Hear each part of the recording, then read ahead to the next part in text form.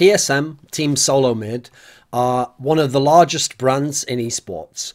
They're primarily known for League of Legends, but with League of Legends being one of the biggest and most played esports and most viewed esports games in the entire world, and them being one of the premier brands due to being the #1 North American brand and having a tremendous amount of success in the NALCS, they really do have that status. And so when they come into a game, the expectation level is that they will have a team that is competitive, a team that has top players, a team that befits a huge brand like that, especially if it's a big game like Overwatch.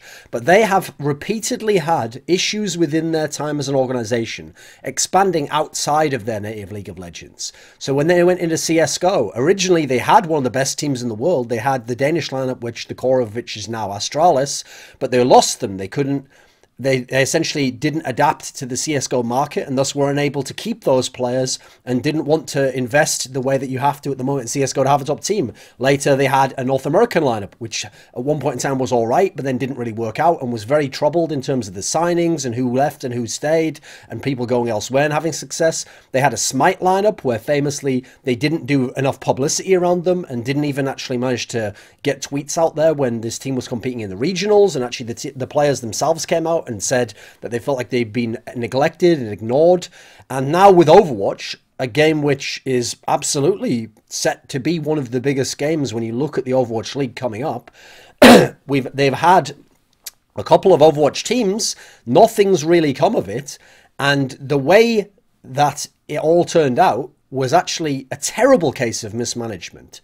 And this is an example of where I've been able to get inside contacts who have given me a lot of information, and I've been able to verify this information with other people in and around the organization. And so we remember initially TSM came into Overwatch in the middle part of last year, 2016. They picked up the Code 7 team, but then a month or so later, in fact less than a month, a few weeks later, the team was just transferred to Complexity. And we know Complexity is not a huge organization in esports at the moment, so that suggested that TSM wasn't really committed to keeping that team and wasn't really invested in the notion, because essentially they let them go to a smaller brand.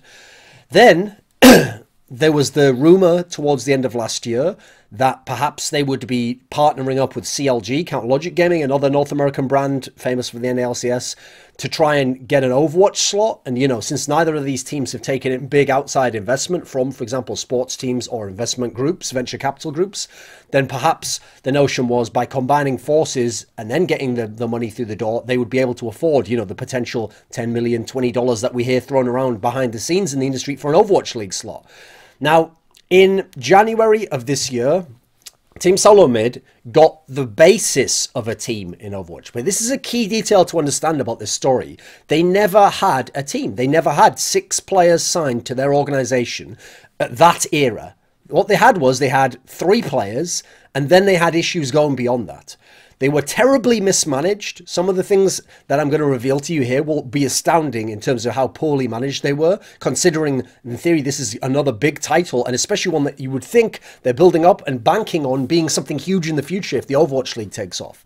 The core, the players that were signed, were essentially kept in almost a kind of talent prison where they didn't get to play in tournaments, they didn't go LANs, they didn't go online tournaments. They were in a constant limbo of having to hope that teammates would be signed and not having them signed, and trialing players for months and months on end. There was a situation where one of the trialists for the team, the Spanish player Line Pro, came out and actually said in a public statement, Team Solo Mid is by far the worst, by far the organization that has treated me the worst in my life. Finally, after all this drama and all this mismanagement and the back and forwards and the limbo that the players were kept in, this state of purgatory where you're signed, but you can't go elsewhere and you can't play because you haven't got a proper team, and you're hoping that players are going to join, but then they go and join elsewhere and have success elsewhere. Finally, after all of that, the players were told that the organization would not be getting an Overwatch League slot, and the players were essentially told, you can transfer, you can be released, that's it, it's over. And it all ended, so it began in January officially, and it ended in early May of this year. Now, in terms of this team, the order of events, we're going to have to lay them out here in kind of a timeline. Because most of the problems in this team, from the information I've gathered, don't just come from Team Solomon as an organization. It's that the main point of contact for the players and the staff within this organization in Overwatch was an individual who was the vice president of operations, who was called Derek Truong. And he is someone who actually comes from Counter-Strike. He used to be a Counter-Strike 1.6 pro in the latter days. We're talking like 2008 to 2011 or so. In his alias was Impulsive. And then he came to TSM, I think in 2015, because I think he came to start working with when they first got their original CSGO team. Or maybe it was, let me think. Or could it have been after that? It might have been afterwards, actually, because maybe he came to work with the North American labs. Maybe it was late in 2015 he came along. But anyway, he's been working with TSM for a while now, and he was in theory going to manage multiple games, and now he was set to be the person managing the Overwatch squad. And you will find that again and again, he is the bottleneck for things not happening.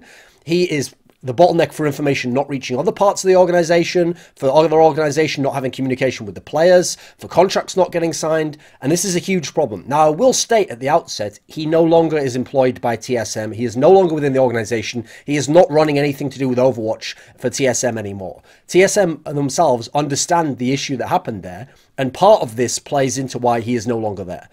So what we have to do is we have to go back in time. If you remember, around the time that there was that rumor that TSM would be partnering with CLG to potentially get an Overwatch squad, a corollary element was that the lineup they would have would be a lineup that was called Kungara and would later on go to play at the NGE LAN, so the Overwatch Winter Premiere, as Ghost, I think it's Ghost Gaming, right? Ghost, something along those lines.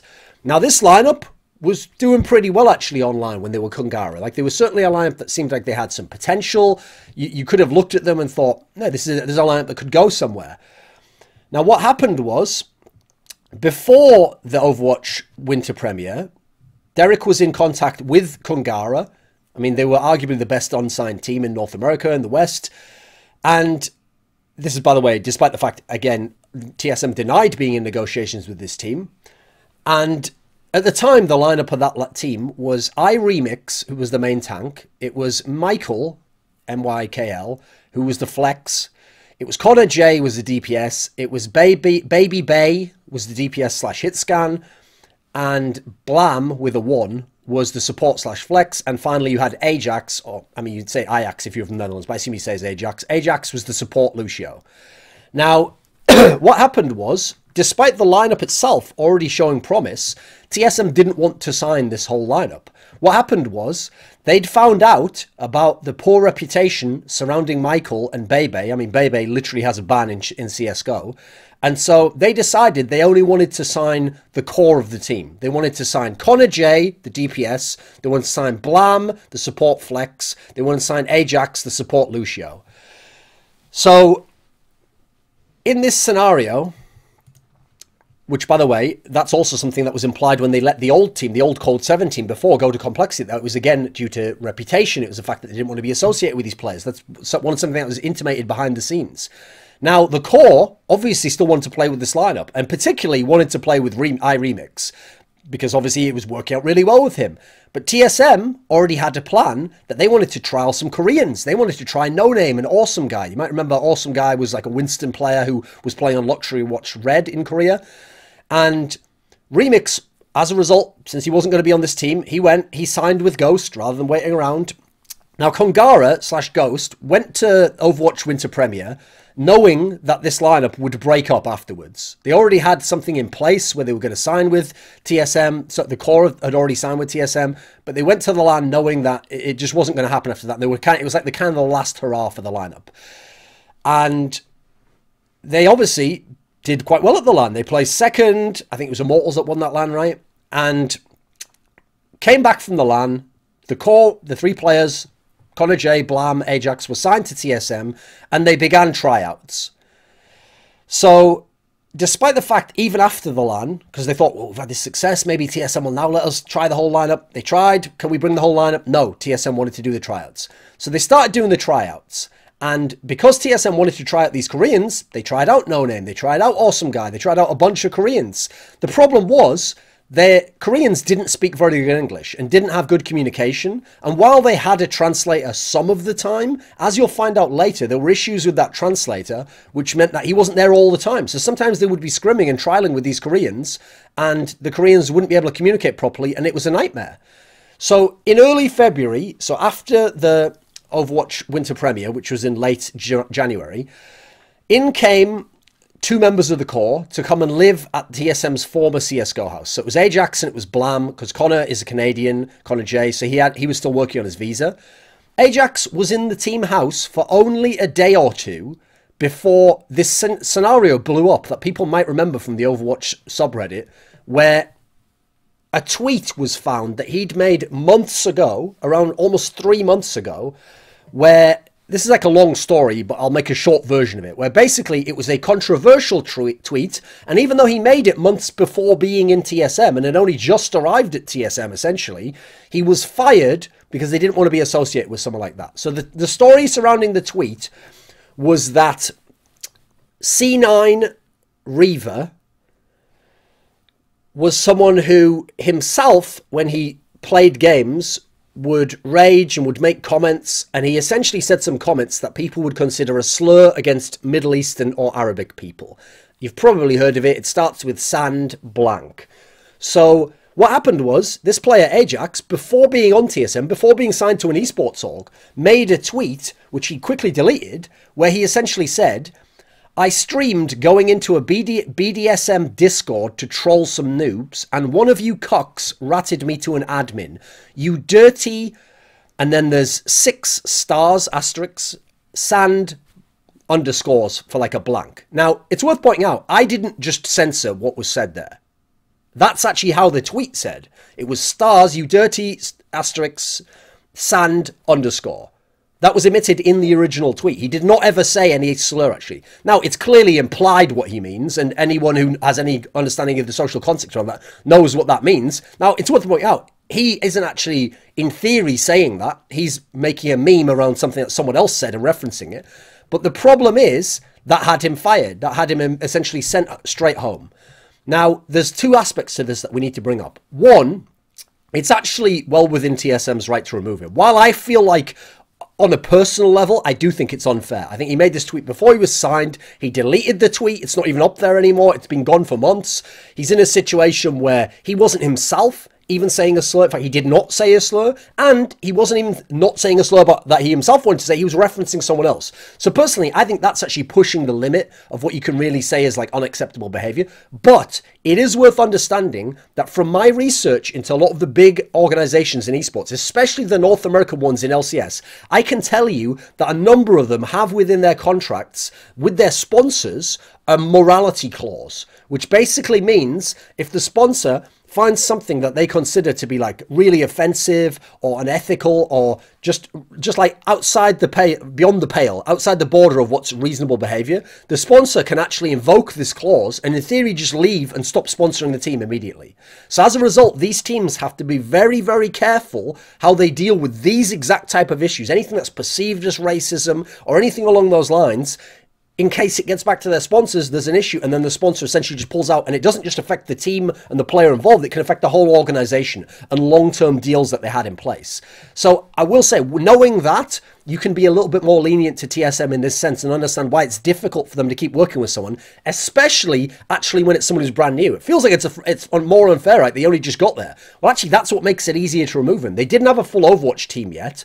In theory, they think they're going to trial all these good players, so they think, well, we can just get someone who doesn't have these problems, and they haven't committed to him yet. Yeah, he's moved to the team house, but that's it. They can just send him home. They can start now fresh. Now, if they'd have been 5 months in, and obviously he was one of the better players in the team and part of the core members, now they'd really have to ask, can we keep him? What it'll mean to the team? But actually, if anything, it was easiest to remove him at this point in time. Now, one final point to make is, you might think to yourself, how did this tweet become an issue if it was deleted months ago and it was made months ago before he was on TSM? That's part of the problem, and that isn't an issue with TSM. What happened was, when he made this tweet a while ago, it was deleted, but you know the way the internet is. If you tweet something, especially if you're a well-known person, it will be immediately screenshotted if it's anything vaguely controversial, and people will bring it up later. Now, what happened was, Gods of Cloud9 and the CEO of NGE, so a guy called Mac, actually contacted Derek Truong, the manager, the VP of operations at TSM for Overwatch,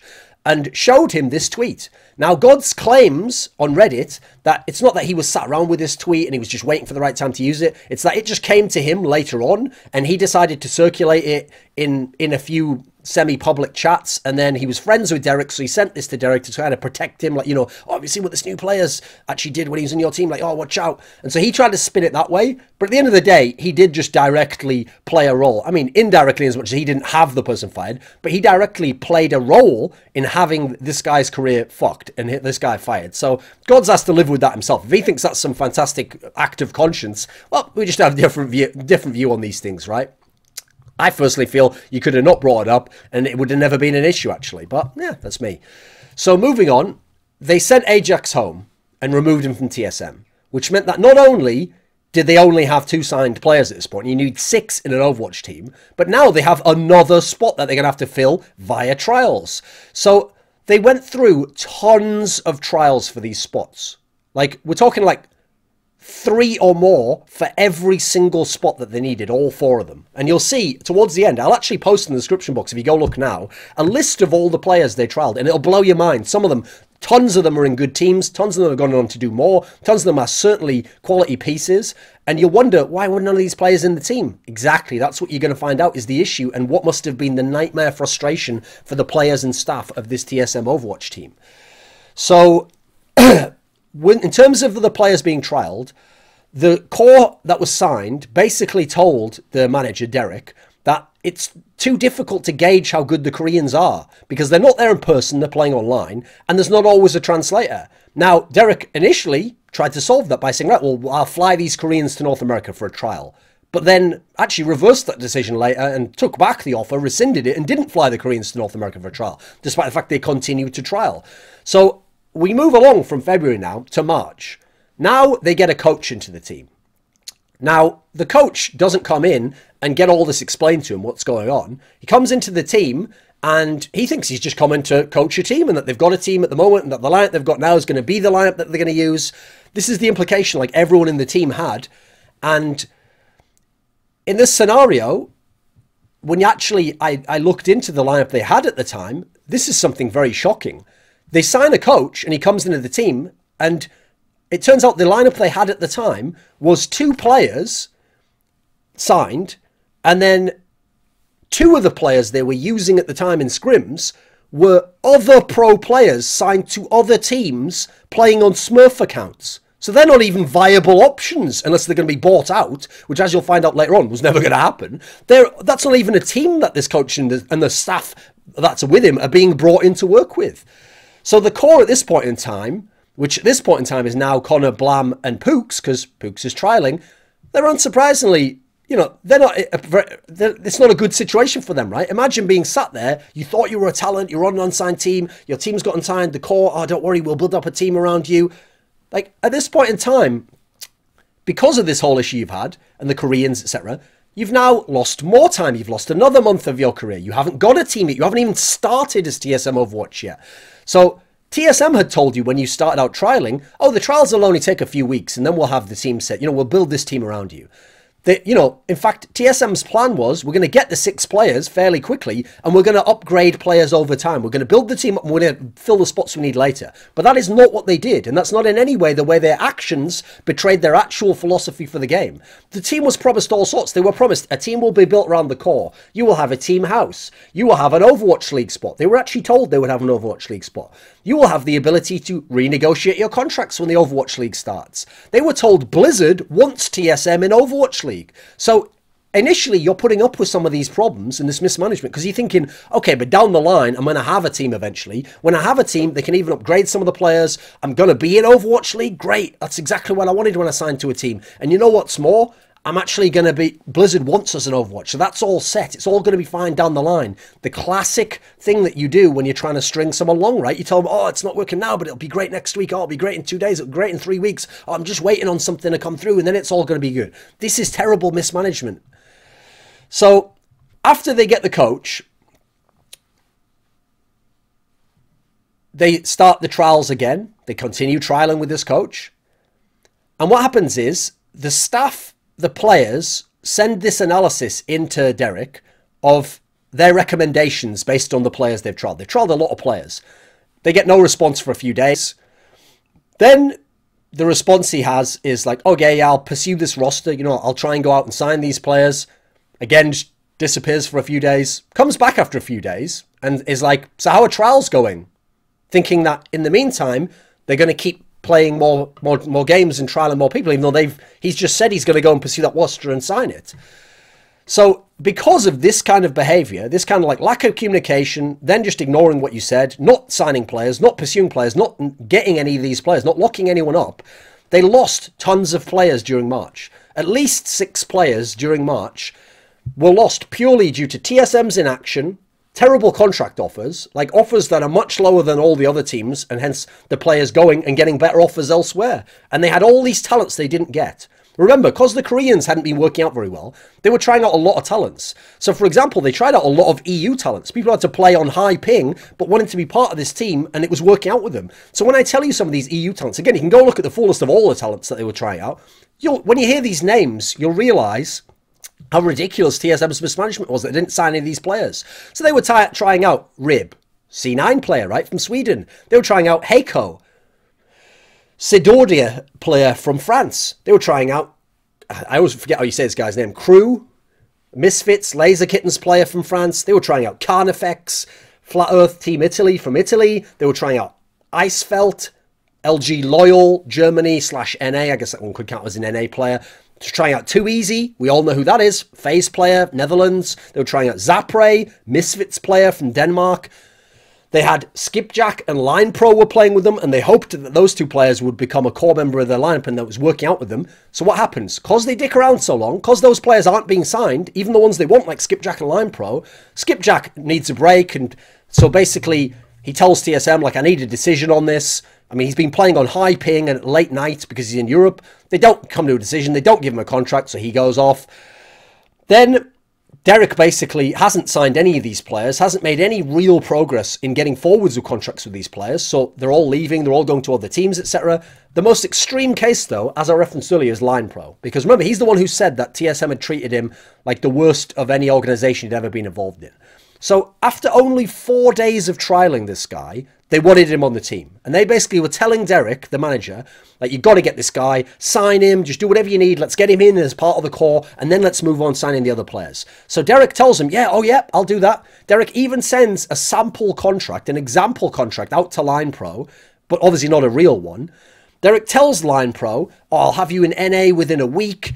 You know, because actually Line Pro already had a visa from the Overwatch World Championship last year. He tells him, you know, you'll have your food paid for, you'll be in the team house, you'll get salary. Line Pro signs the example contract and sends it back, only to kind of have them be like, well, I mean, that wasn't a real contract. Like, it doesn't work that way, you know. Days and days go by, Line Pro doesn't find anything. A week later, Derek's still saying, like, oh, I'm going to work on it, I'm going to get it done, etc. So they go, it's not just Line Pro this is happening with. Now they go, and the coaching staff wants to get their contracts figured out. They want to get paid. They want to get something from this. I mean, they've been there for a little while now. They're getting fobbed off by Derek as well. Nothing's happening with them as well. The whole coaching staff is in a position where they can't even do their job. Like, they've got a coach. They've got an assistant coach. They've got, I mean, they actually had a player who's playing from them at the time, Bishu, who's playing as the Flex, who's an ex-League of Legends pro, who is having to sometimes fill in as the translator because the translator hasn't got his contract sorted out and hasn't got his pay sorted and doesn't just want to do it for free. And so sometimes Bishu's having to communicate when they have the Koreans trialing. I mean, later on, they had another Korean trial, a player you might know called Effect right now, who obviously everyone knows at the moment. They had him trialing and they have to use another player to communicate with him. And again, they didn't get him signed either. So again, Effect comes along. Another fantastic promise, like great talent, a lot of promise in him as a player. So they send him one of those fake contracts. Now, what's funny is Effect has his own concerns. He wonders about what it'll mean for his viewership if he signs. He wonders about if he can negotiate. He also gets fobbed off. It never gets done with him. He eventually goes elsewhere. Now, after weeks and weeks of all this going by, a couple of months, along comes a guy from Laser Kittens called Alicus. and he starts going hard to try and sign LinePro. By the way, totally legitimate. LinePro is not signed with TSM. So he's offering LinePro, you know, like 5K a month. You can come and boot camp in Korea in early May. You'll have a stable roster unlike TSM. You'll have good management unlike TSM. I'll even get you, like, I've got a Spanish translator that can even work with you to talk to your parents so that they can understand what's going on. Contrast that to TSM. Is it any wonder that LinePro eventually leaves? Now, here's the funny thing. LinePro doesn't just instantly leave. He tells TSM what's going on, but Derek doesn't respond for a few days and says like, oh, you know, oh, Original's talking to Blizzard, so like, let's wait and see what happens with that. Now, the big problem with all this is that I found out behind the scenes from other sources that TSM did have a good budget for this team. They could have signed a team for that kind of sponsorship, for 5K a month, that kind of salary for top players. Now, what happened is, this is a part where you have to separate some of it out. Because, yes, I certainly blame TSM's management for not signing players, and thus it being a constant flux of players coming in and out, and players from different countries and different nationalities, and never being able to sign someone, and someone being there for a week and then leaving and going elsewhere. So, yes, it's not like the team can be blamed entirely for their results, because they never got to have a proper team. They had the core, which was 2 players, and then they're trying to get the rest of the core, and they're constantly struggling, and they're getting a good player, but then he's leaving, and then they're getting someone else, but then they can't get that guy signed. So, yes, but from TSM's perspective, part of the reason why they didn't want to invest big budget is also because the team was doing terribly in scrims. Like, if you look at the 2 different eras of the team, they had one where it was a lineup that was doing pretty well. The good lineup was when they had Bishu and Effect and LinePro and Rib. This lineup did actually pretty decently in scrims, but all the lineups before that were doing fucking terribly. So the lineups they had before the end of March were getting smashed by most people. They were like 4-10 against one of the LG teams. They were losing most of their games against CLG, Renegades, the other LG team, Denial, Splyce.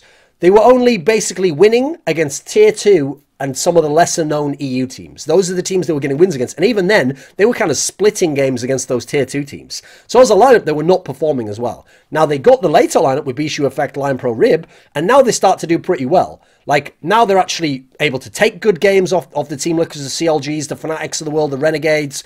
Now, admittedly, during that period, they still had one set of run that was terrible, which is that they lost something ridiculous, like 19 out of 21 games to Selfless, who admittedly were arguably the best team online at that point in time in NA. I mean, obviously NA, just of NA teams, not the NA region. But aside from that, they were actually doing all right at that point in time. Problem is, elsewhere, they had done so badly before that now you can see why even TSM's a little bit reluctant to really invest a lot of money, is maybe dicking around with lowball offers or trying to string people along and really figure out if they want that guy or not. So Reginald has had his meeting with Blizzard, and he comes back and he basically tells the organization, the players, the staff and everyone around the team, he tells them that it's going to be a lot of money to get an Overwatch League. Now, we're talking 20, 30 million for some of the spots, and that TSM putting up that kind of money would be a huge risk. And so he's not going to be involved in Overwatch. And so, you know, it's over for Overwatch League. Now, TSM, as they did when they dealt with some of the past teams, particularly the most recent CSGO team, I will point out that we're very reasonable. Like, even though they could say, well, we've got you on a contract, you players, and so someone will have to buy you out, or you'll have to wait till your contract runs out. They don't do that. One of the things Reginald's actually set a pretty good precedent for is when he knows he doesn't want to work with a player anymore, or a player doesn't want to work with him, he will often just break the contract and say, you know what, I'll just release you now if you want, outright, and just break the contract. I'll do a transfer for you to another team if you want that. I'll help you find another team. I'll see if we can merge some of these players with another team that exists. He does work out in that way, because as I said, Reginald isn't involved with a lot of the things going on here. It was mainly this Derek guy. So a couple of days go by after they've basically been told that, you know, they're not going to be in Overwatch League and they're out as a team. And despite the fact that they're out, in comes a guy who's going to be taking over from Derek now. And he's going to come in and he's like, oh, so how are scrims going? How are trials going? No one told him in TSM that we don't have an Overwatch team anymore, mate. It's over. And so now he has to be like, well, okay, well, I guess I'll help with the finding orgs and stuff. Now, part of this is an example of how disorganized TSM were involved with this, because then in comes Reginald's brother. And Reginald's brother is also talking to some of the players. And then they're telling them all the frustrations and all the problems and how they had all the trial players and no one would pay them at this point in time. They hadn't actually been paid on some of their contracts, and that the manager wasn't doing anything.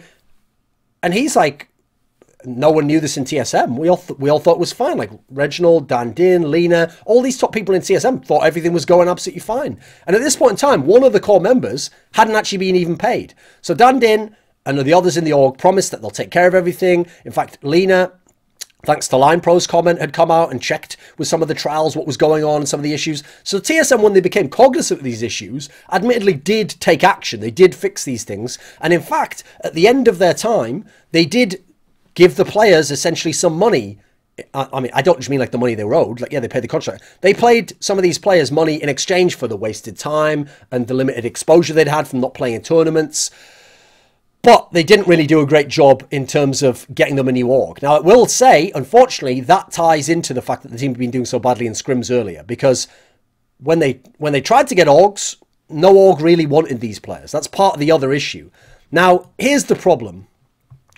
When you look at it overall, yes, a lot of these problems are one person, this Derek guy. And a lot of them aren't TSM, although you could certainly say TSM, the buck stops at the top right. You have responsibility for the people you hire and to check in on how they're doing things. That's all true. The problem is when you look at TSM as an org and the way they behaved, you have to look at them and see that they used their reputation of being a big org to get the core of a team. Now that team could have said, well, we want to stay as a team, as they did, and waited and gone to a different lineup. They could have been in one of the other teams you think of now that are not quite as big. But because this huge org's coming along and telling them, we'll get you an Overwatch League spot, and we'll get you salaries, and we'll give you a team house, and we'll build around you, and we'll get players quickly, and then we'll upgrade them, they actually are willing to break up a team that's actually pretty decent. And so they use their rep to get the core of the team. They make all these promises that they don't keep overall. They trial players over and over and over again, including forcing the Koreans onto the team that they don't want to play with, without the adequate resources of having a translator at all times. So sometimes it's just a clusterfuck. The team's losing tons and tons of the scrims. They're finding players they like, and again, those players aren't being signed. The proper negotiations aren't taking place. Negotiations that do take place just break down and almost make a mockery of the player and the fact that he should be in the team. Staff is not getting paid for weeks and weeks. Players who trial for weeks and weeks do not get paid anything. They are just trialists. They promised some of these players contracts, never delivered, never paid those players for their time. Management fails to secure any of these players over a 3-month span. In fact, they even remove a player, remember, over the tweet issue. They offer too little money. They never move on deals they're making. Eventually, after all those promises, they don't even keep on the original promise that they got the Overwatch spot. And they decide to just remove the team. The players are fucked. Yes, they get some money. Yes, they get released from their contracts, but they're done. Now, this is a key issue to make in talking about this. It's not just about all the losses they had and not getting paid and not getting the players. The team missed a lot of chances to prove themselves. A lot of chances to establish themselves for Overwatch League and a lot of chances to win money. Think about all the tournaments they missed. I went out there and I checked. And if you go look at the tournament circuit, I talked to people and I said, if this team had either had a good lineup or they'd have kept the original Kongara lineup, would they have been able to get invites to these online tournaments? People on the inside said, yes, they would. So all these tournaments I'm going to list right now are tournaments they couldn't compete in, and yet they would have, and they would have had a chance to win money and get exposure. They could have competed in the Overwatch Monthly Melee for February, March, April, May. They could have competed in Carbon Series Tournament. They could have competed in Overwatch Pit Tournament. They could have competed in Overwatch Rumble Tournament. They could potentially have competed in Overwatch Season 3 if they'd have been a good team. Remember what happened with NRG's slot, etc. They could have had invites for Overwatch World Cup team, because obviously if the players had shown they were good, whereas now no one gives a fuck about these players. No one thinks they're good. Everyone's written them off completely. So you go back and you look at all the players, they're in the description below, that they had. You could make 3 or 4 top Western teams out of just the players they trialed. And what did they end up with in the end? Never even a team. They never even had 6 players signed. The core, their time's been wasted. They can't go elsewhere. Many players have come up and risen past them as talents and gone on to accomplish much more and got in spots on better teams while they were stuck in TSM, bad teammate, bad organization, bad management prison. Now, 2 things to say. 1, most of the problems here were with this guy, Derek Trong, and he is now no longer part of TSM. By the way, he's part of NRG, so obviously out of the frying pan, into the fryer on that one, into another clusterfuck, but oh well. Great managed team there as well. If anything, maybe he belongs in NRG. I will also say this.